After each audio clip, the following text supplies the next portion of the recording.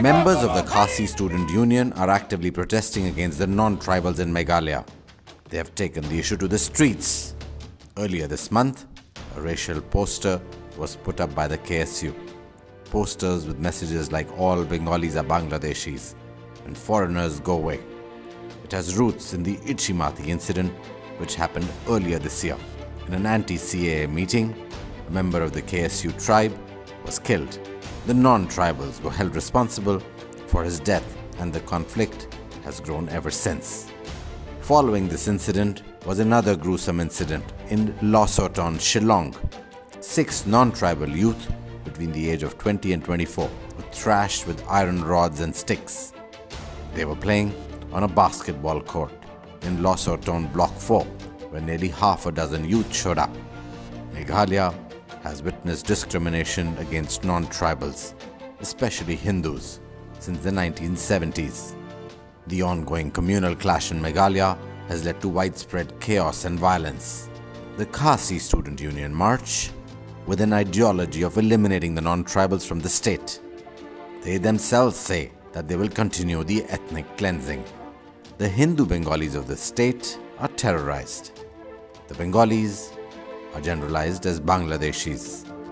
Many Hindus have been running away, leaving the state. But for many, Meghalaya is home. They're not willing to go away. They say they want to live in peace. The Khasis must understand that they are not outsiders. Bureau Report, Democracy News Live. Meghalaya has been home to both tribals and non-tribals. The non-tribals are complaining today that they don't have a right to life. They are constantly struggling, they say, for a peaceful existence. While they've accepted the silent exploitation as a way of life, they say, their voices are being curbed. The KSU labels them as foreigners. Many look at the lack of growth and opportunities as a reason for heavy competition, and their effort to cleanse them is a way of grabbing the limited opportunities. But this may not be the perspective of the Khasis and some of the people who live there. This is the perspective of the Bengalis who live there. After struggling for many weeks trying to look for somebody who will speak, we finally found one protesting Hindu minority from the Strait of Meghalaya who was willing to speak his mind, and talk about how they have been discriminated against. Now, he is the only man who's come out in the open and has voiced his opinion. So what the government of Meghalaya has done, the police has launched an FIR against him, saying that he's creating hatred between the communities.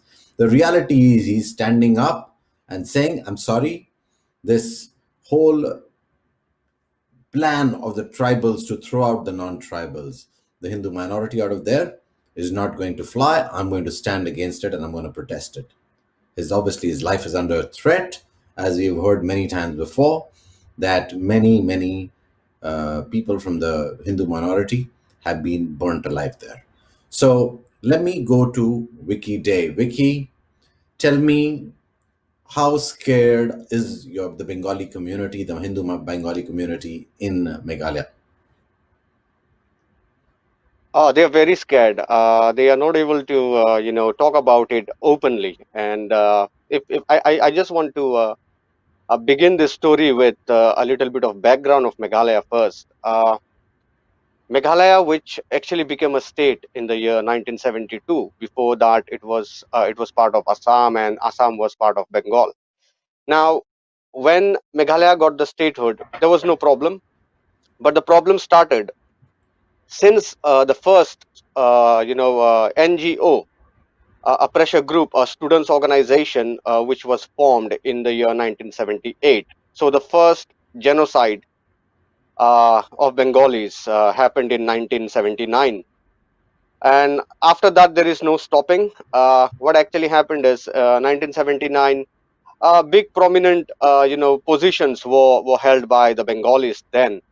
And due to this brutality, which started in 1979, thousands had to flee. Overnight, families burned, killed, murdered, and slowly and gradually, this fear kept on creeping till date. I mean, on a regular basis. Let me just be quite precise on this. Started in 1979, the first riot against Bengalis, where many innocents were killed and murdered, and then again in 1987, you have one more big riot. You can call it a genocide again, which was against the Gurkhas. There, that These are point the in time, Nepalese they who were were the Nepalese who would come in here and had migrated here. who was who was staying there. So basically, it's a divide and rule policy that what I feel they have been practicing there. Because 79, they started ambushing the Nepalis, Gorkhas. After 1987, you have one more big riot which happened in 1992. It was against the Biharis. Now, apart from these three major incidents, I would say you would definitely have, if you get time to check it out on old newspapers, you will have on a regular basis news coming out, somebody being beaten up or stabbed or killed or extorted. It's on a regular basis that's happening. According to my point of view, Meghalaya is a very potential state to become one of the richest states in terms of GDP, because it has a tourism industry, and my job is to make sure that I am born and brought up in Meghalaya. I believe that if Meghalaya prospers, if tourism gets in full fledged, then the tribal people, actually the greater Khasi community, the greater Jantia community, and the greater Garo community, including the Hajongs, if you really go to see the data, you will find almost 90% of the entire population living in poverty. So my question is, if the NGOs who actually run a parallel government, that's what the situation tells if you see how they work. If they are really working for the welfare of the tribal people, then why 90% of the people are still poor? Question number one. Question number two, why the state of Meghalaya is not allowed any development? Let it be a train, let it be any sort of infrastructural work. Now, recently, they are protesting even against a shopping mall, you can say, a shopping mall in the heart of the city. They don't want even that. So, point is simple. When they started this rioting, they have one thing in their mind. They don't want any Hindus. I would say Hindus. Non-tribal means Hindus, and our population once upon a time was about 30%. Right now it's loitering at 9%. So basically it indicates a kind of silent ethnic cleansing, which is quite organized and performed in a very you know uh, Why? clever way. I understand, and we are obviously through the broadcast we're explaining that. So tell me, why did the government of Meghalaya file an FIR against you? Well, till date there was no one to even talk about it, and I decided to talk about it because recently in the month of July, young guys, college student going, five Bengali boys were beaten brutally with iron rods and chains by locking them up in, for no reason, I would say, by a mob of 20, This is 25 the one people. in the basketball court when they'd gone to play basketball and they got beaten up.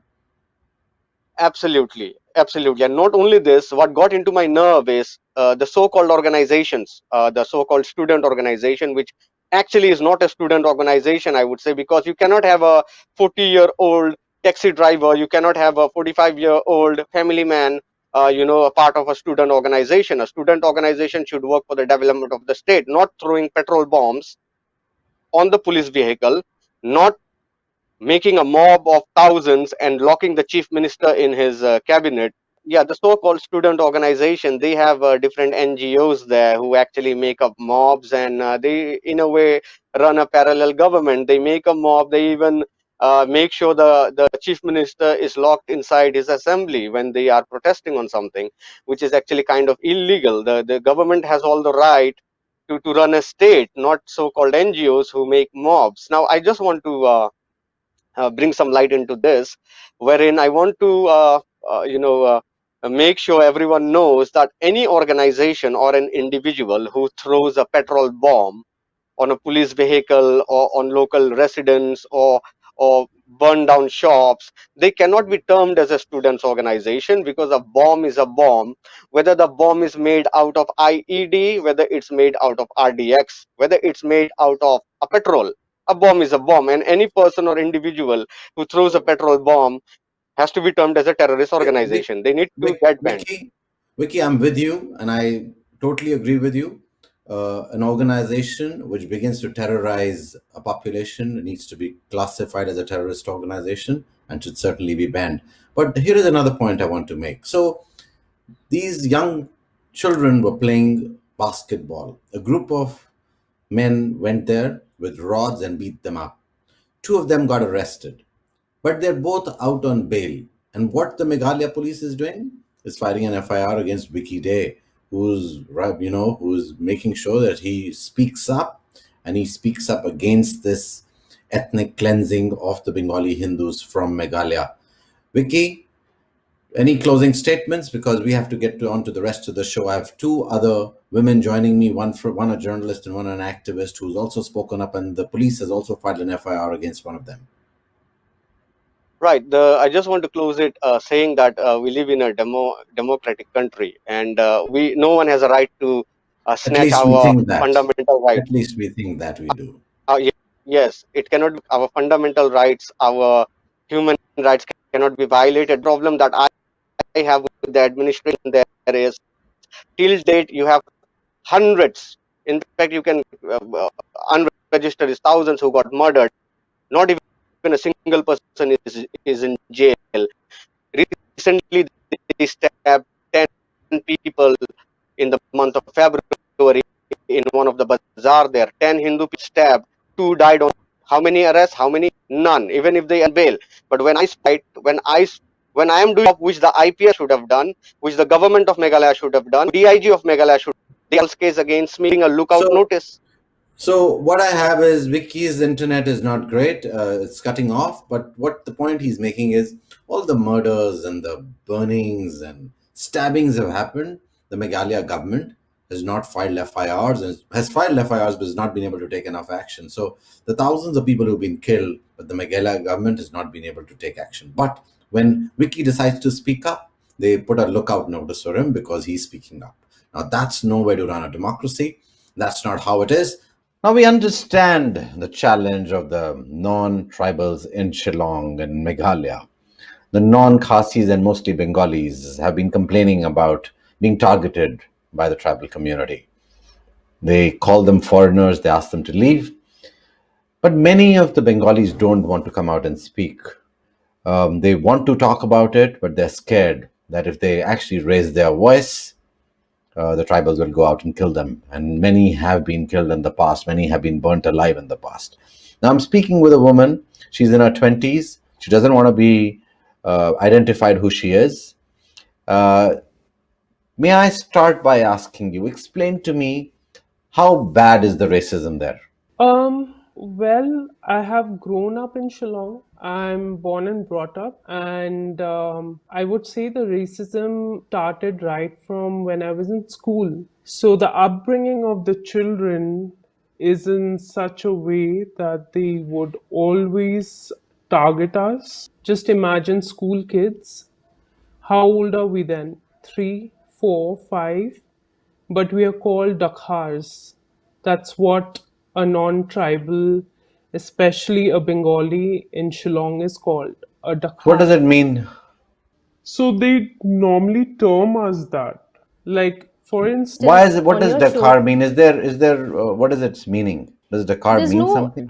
actual meaning, but basically, when you are a Bengali and you're in Shillong, so you're a Dakhar. Like how I don't want to use this word. I know it's not appropriate, but still, I would just give a reference so that you understand and the rest of the audience too. It's how inappropriate to call a northeastern a chinky, and there's no proper relevance how we could give you that why that word, how did you derive that, exactly how Dakar is. And the situation in Shillong is really bad, and it's really unfortunate that none of the news channel covers it. When I come out, I'm born and brought up in Shillong.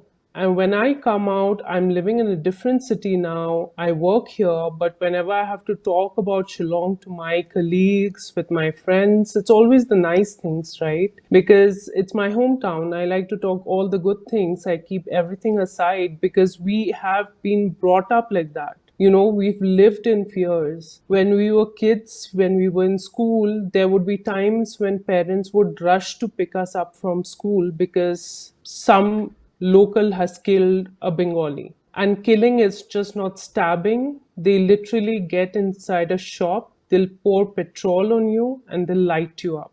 And there's no consequences to that. Is Shillong then a part of India? Do you think, or is it just the cops are incapable? Where is the IPS service? Where is the police service with this?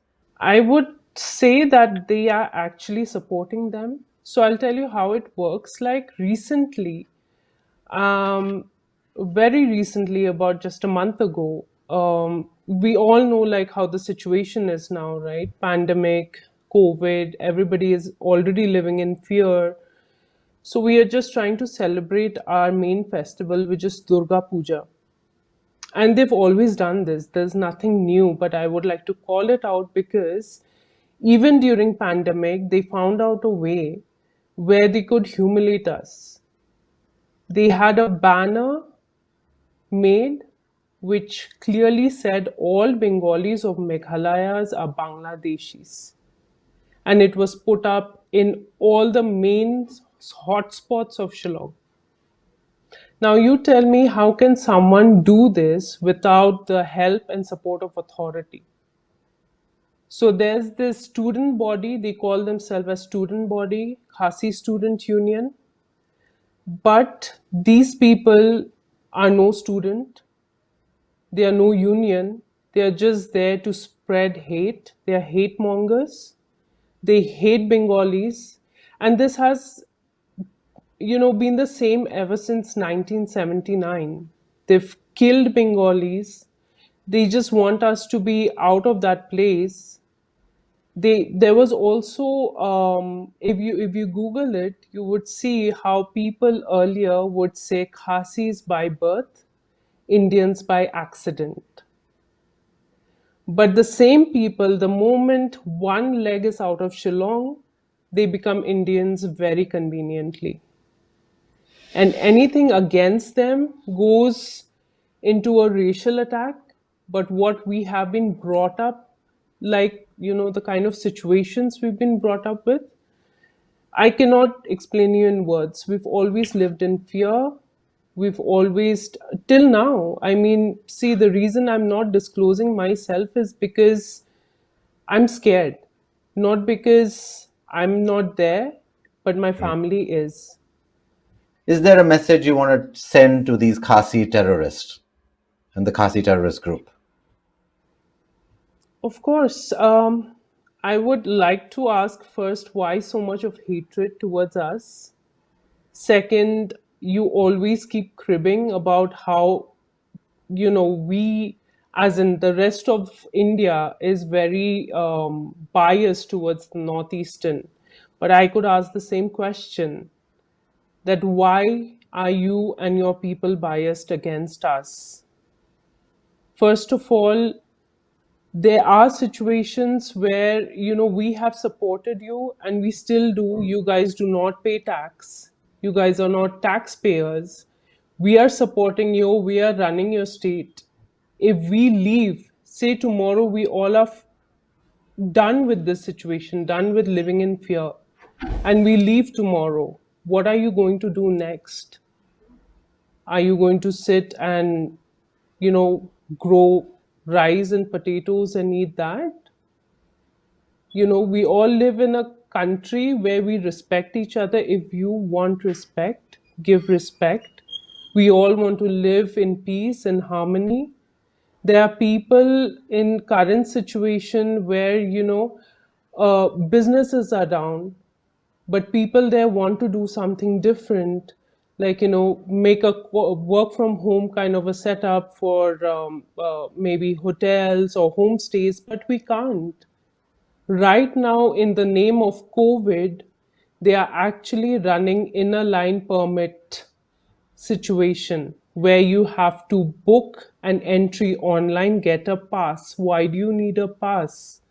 If it's COVID, it just has to be with your test. But that's not it. They are running an unofficial ILP and they want to bring this in place. And then they And want the government of India tourism. is not incapable of handling the Meghalaya situation. The government of India does not have rights enough to be able to even handle it. I've never seen anybody talking a word about the situation that Bengalis are facing in Shillong. Then you think Recently, is we government know of that India even in control? I don't think so. I'm really disappointed because I would like to give you a reference if this goes out to rest of your audience, how they would like to picturize our current situation in Shillong. It's almost like a mini Kashmir. I'm telling you that. They want to drive all the non-tribals out of Shillong. And the government of India is not paying attention to this, which is absolutely unfair. I know that, Kashmir is a big issue, but this, you need to stop it before it becomes even more like Kashmir. I'm referencing this as mini Kashmir. I don't want to refer as that second Kashmir. I don't want to get there. People have to intervene. Recently, the Khasis and Punjabis had a big fight, and Punjabis are such community that they stand with each other. They are not scared. And people, all the Punjabi leaders across India had flown to Shillong on a single day just to support and calm the situation down. But we don't have this when it comes to us. I've not seen it. And I don't want to say that I don't want to see it. I really do. People need to be educated. The sad part is most of the Khasis are now educated. The kids go out of Shillong, they pursue the education, they work in good places, they go back home, they bring in businesses, they do different things. But if you are a silent spectator of this whole situation, then I don't know where your education has gone to. If you silently are sitting there not saying anything, which means you're indirectly supporting those people. Thank you for speaking with me. We're going to bring in two, one journalist and an activist from Shillong now, and we're going to throw these questions back at them. Let's see what they have to say. Thank you very much, and thanks for speaking up. We have with us Hasina Kharbhih. She's a social entrepreneur, founder of Impulse NGO Network, and Ibankyntiew Mawrie. Ibankyntiew Mawrie. She's the managing editor of the Northeast Today. Apologies for that pronouncer. Let me start with you, Hasina. Explain to me when the Bengalis complain that they are being beaten, they're being burnt alive sometimes, and they're facing a tremendous amount of pushback. Are they, is that the real state or what's going on there? If we look at the present context right now, I think we have a larger issue, the lockdown and COVID. Yes, there has been violence that took place in and out around the city, around the town, that actually pushed back a lot of the Bengali population in our state to what happened way back in 1979 in the 80s. And I think that has a lot to do of the feeling of being insecure of what has already happened. But if I look at from the perspective of today and now, I think the younger population, the younger millennials have moved really forward of what happened in the past. So it's really time, to also understand that we cannot be staying in this post-traumatic syndrome of what has happened in the past. If we have to see a more united, human right approaches of living peacefully. So that is my take. I mean, I grew up in the 1979 way back in school, which I know what has happened.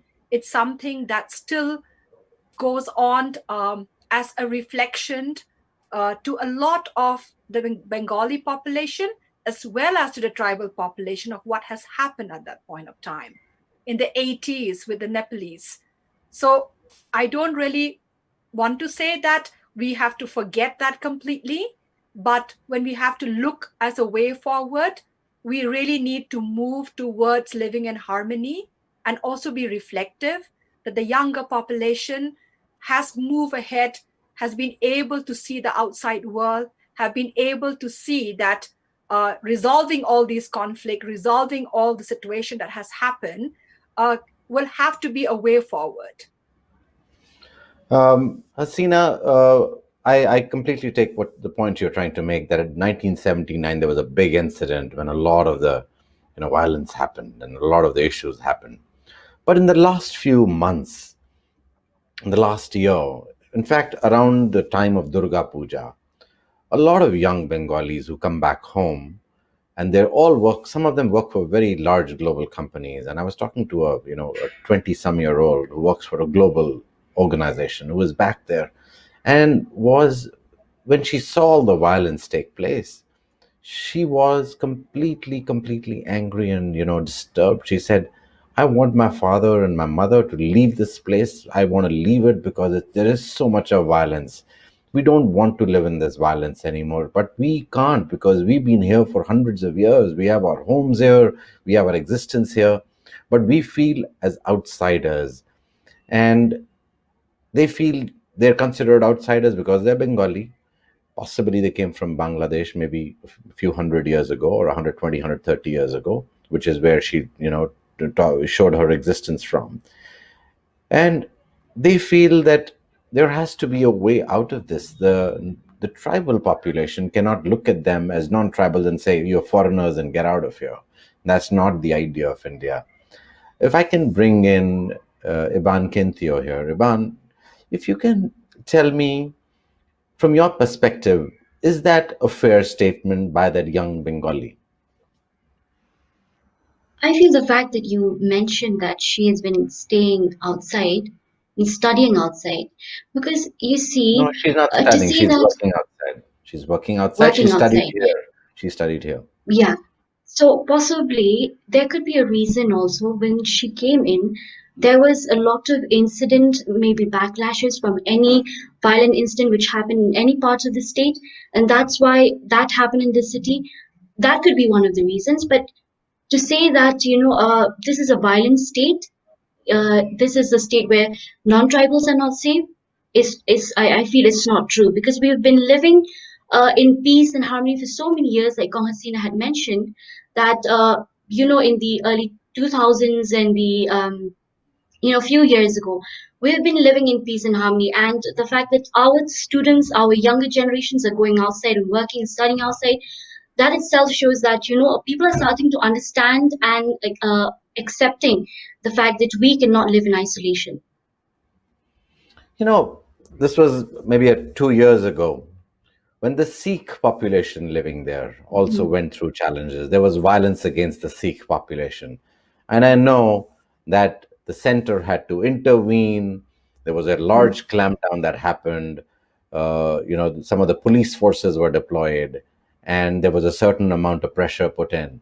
The Bengalis feel that they don't have a voice. The Sikhs were able to, exert themselves and then, stay, and they were willing to fight this out.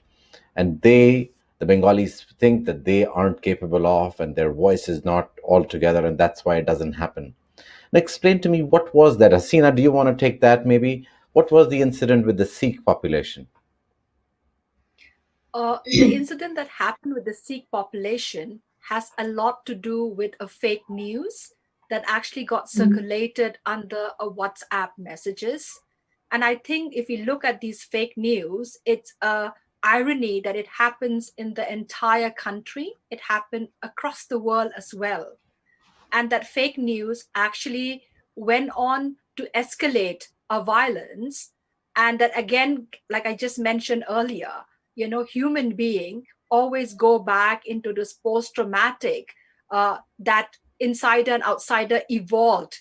But then that is not the You cannot generalize that, because not the entire state felt like that, not the younger population feels like that, not the people who really understand and who live in harmony looks at that way. So you have a certain group of people who likes to create this violence, who takes the advantages, and that WhatsApp message created that chaos, and that chaos flare up into a violence. So the other part of what you have mentioned is that the Sikh population managed to bring in a national response because the network are extremely very well coordinated. So we cannot deny that. Even at a global population, they have a huge good network, and that was brought into the limelight of a dialogue. And yes, I participated a lot of conversation at that point as well, where I brought up that, we need to also look at fake news, that it is taking away harmony and peace of many states in the world, in India especially. So there's no difference about Meghalaya. So that incident cannot be claimed as an incident of unsafe place in the state of Meghalaya, but we can take that incident as an incident of violence that got flared because of a fake news. And fake news is an irony and a problem in our country, that today it is a TRP in many ways. So that is what happened at that situation. We're going back in the 90s when you looked at the movement of Ulfa, and you looked in Assam, and I've spent some time in the 90s there as well. I saw there was tremendous challenges with, again, challenges about Bangladeshis, Muslim population coming in, taking over their space, Bengalis going in there and taking over businesses. They're far more efficient, let's say, when it comes down to doing business. And they take over most businesses, most places they go, just like the Gujaratis do. But the challenge is this whole ideology of states for certain people, and then everybody else is an outsider. But obviously, when people from the northeast come to this part of the country, which is Delhi or other states, Bangalore, wherever they are, we create a tremendous amount of noise when there is any small incident which really targets the, if you want to call it, tribals or the people from the northeast. So I think it is incumbent on many people when other communities come to their parts of the country to make sure that there is that kind of response.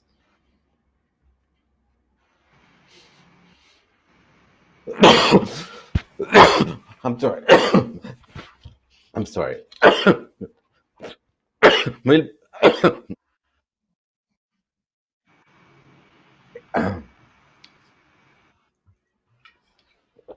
may I pick that question again?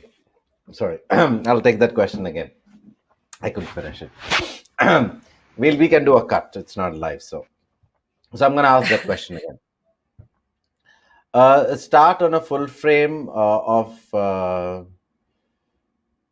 start on a full frame for me, Lakshay. So when we are looking at a country like India, where multiple communities live in different parts of the country, there is no issue around migration. Anybody can travel anywhere and live freely.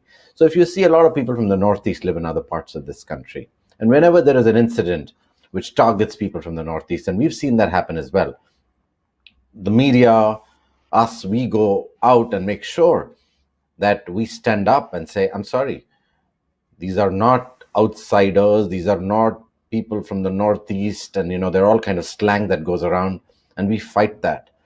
I'm wondering, when KSU, the Khasi Student Union, makes a call calling them foreigners, puts up posters around the city, what kind of voices stand up there in Meghalaya to say, I'm sorry, this is wrong? Ibankyntiew, you can take that if you want. I'm sorry, Mr. Gandhi. Can you repeat, because there I can seems to be repeat the some question. interruption. Okay, start on full frame again, guys.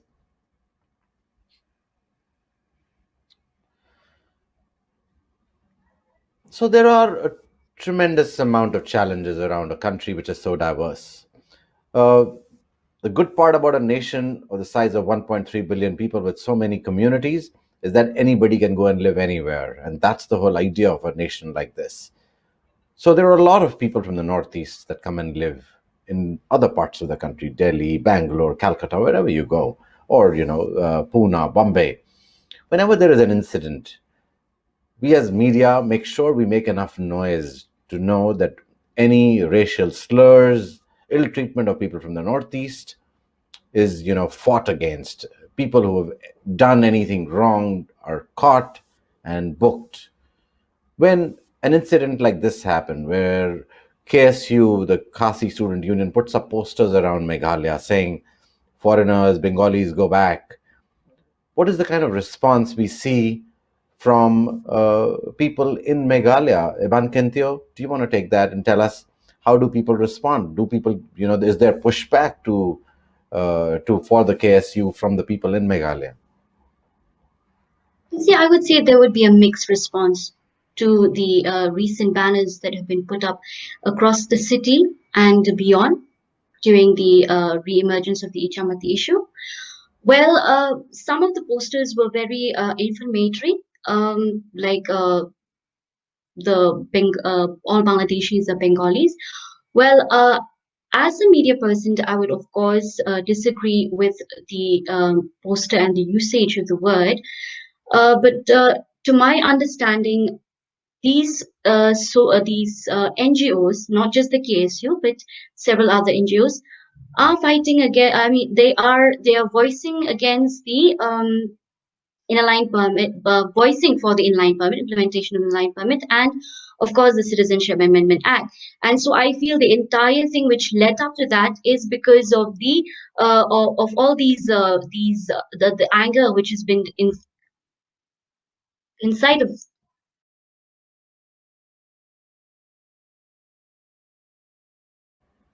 Go for it. Go for it, Ibankyntiew.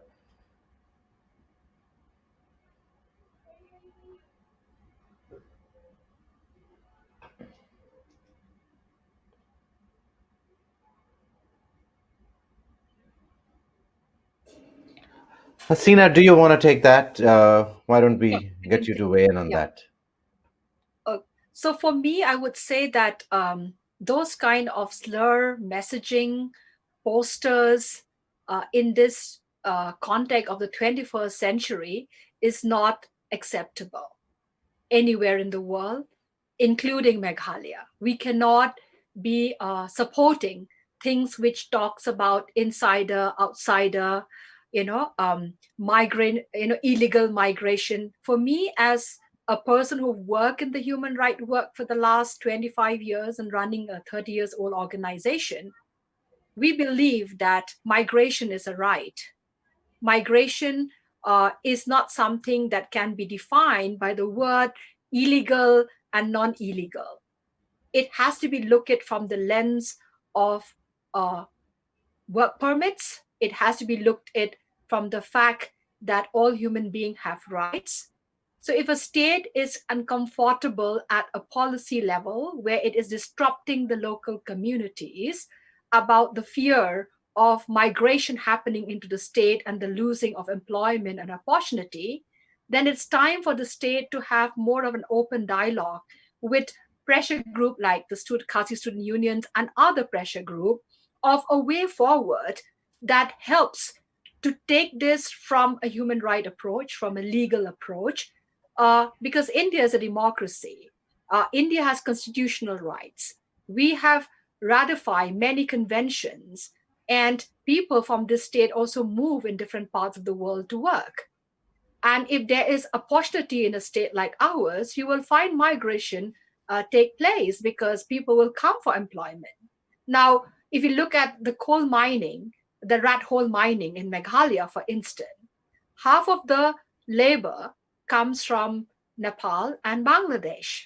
Till the time we as an organization filed a public interest litigation because the mining was engaging more children below the age of 14 and below the age of 18, and is also creating environmental havoc and also creating a situation which needs to be protected.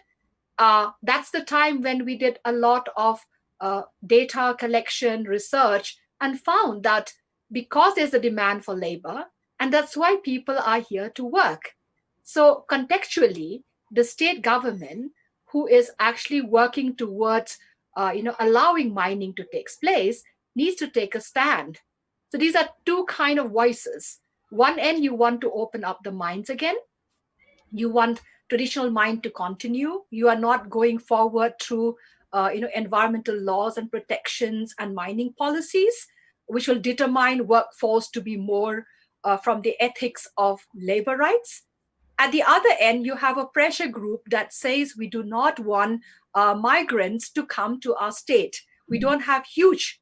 So this is something that needs to be really solved at two levels: a level of dialogue between the pressure group like the Khasi Student Union and the state as a whole, because that is what I would see it from a human right approach. It cannot be overruled with the fact that we will still live in a 21st century where we are supporting, slurring, words like illegal migration. The world is bigger today. And the younger population that I work very, very extensively at different level are also seeing the difference. So we cannot go backward, but we have to go forward. I will not say that what I saw as an individual, as a young people in 1979, the chaos, the conflict can be forgotten very easily. The human mind is such. But we cannot be sitting down with that context as a whole. But yes, the poster that happened this time is not accepted from a human right approach. It cannot be allowed. It has to have a better dialogue, a better protection for all citizens to allow these flarings of violences that takes place. Ibankyntiew, where you got cut off there, do you want to weigh in again a bit on this in terms of what would you want to tell the people who are putting out these posters and calling the Bengali population foreigners? Okay, so you see, most of these students, members of the KSU, most of them, they don't really know the core of the issue, and they see a non-tribal as an outsider. So what I want to tell them is that like you mentioned, India is a democracy, and of course, Meghalaya is protected under the sixth schedule, but that doesn't mean that um, we do not allow people from coming into our state, because like Kong Hasina has said, everyone has a right to life, a right to work, and I would like talking about the Khasi students union again, the members and the posters that they had put up in all the major towns in the city.